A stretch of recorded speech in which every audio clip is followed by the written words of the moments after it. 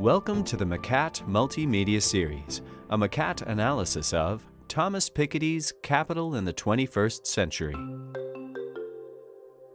Does the structure of capitalism eliminate inequality or reinforce it? That is the question at the heart of Capital in the 21st Century by the French economist Thomas Piketty.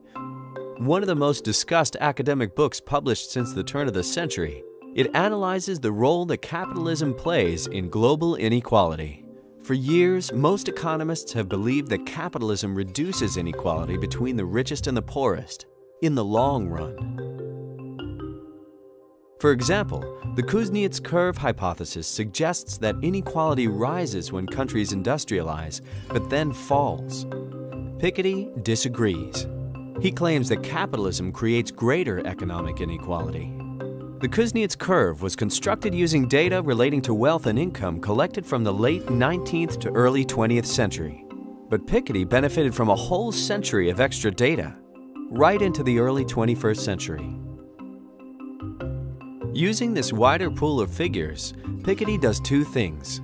He argues that Kuznets' data is misleading because it was drawn from what turns out to be a very unusual period of history. And he creates a theory he calls the central contradiction of capitalism. So what is this central contradiction of capitalism?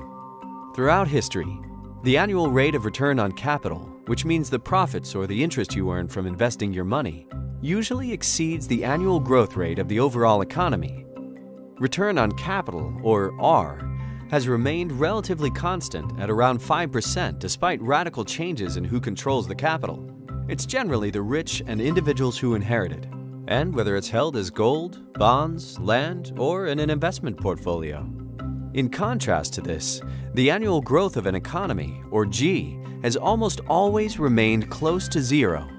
It has only in the last 2 centuries reached a level of 1 to 2%. There's not much, short of revolution, that those individuals who rely solely on labor to earn a living can do to change it. Let me introduce Jane and Joe. They both earn $100,000 a year, but Jane also has a $10 million inheritance which she invests annually in the stock market, earning a yearly return of 5%. Joe has no savings. Let's see how their incomes evolve.